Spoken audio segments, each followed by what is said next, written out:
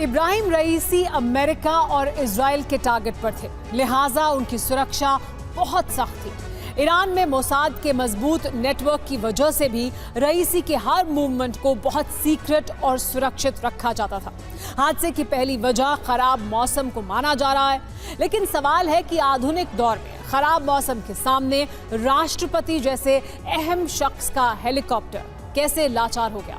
क्या रईसी का हेलीकॉप्टर खराब मौसम में उड़ान भरने लायक नहीं था, या फिर हेलीकॉप्टर के मेंटेनेंस को लेकर लापरवाही बरती गई? इसको लेकर लगातार सवाल उठ रहे हैं कि मेंटेनेंस को लेकर लापरवाही बरती गई थी, पार्ट्स नहीं थे जो जरूरत थी जिनकी मेंटेनेंस के लिए।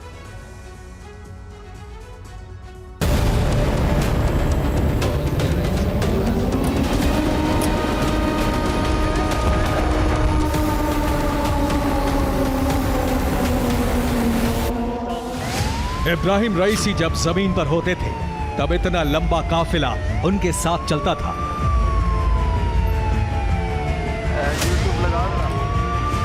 रईसी के आगे पीछे दर्जनों गाड़ियां, सुरक्षा कर्मी, जैमर, एम्बुलेंस चलती थी।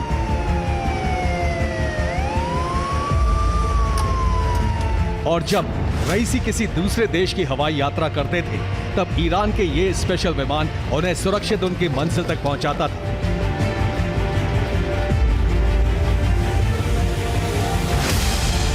लेकिन अपनी जिंदगी के आखिरी दिन इब्राहिम रईसी एक हेलीकॉप्टर में सवार थे। ईरान में अमेरिकी बेल 212 हेलीकॉप्टर को मॉडिफाई करके इसे वीवीआईपीज के लिए खास तौर से तैयार किया गया था। लेकिन सबसे अहम बात यह है कि बेल 212 हेलीकॉप्टर एक बेहद पुराना हेलीकॉप्टर है जिसके मेंटेनेंस में ईरान की तरफ से शायद घोर लापरवाही बरती गई।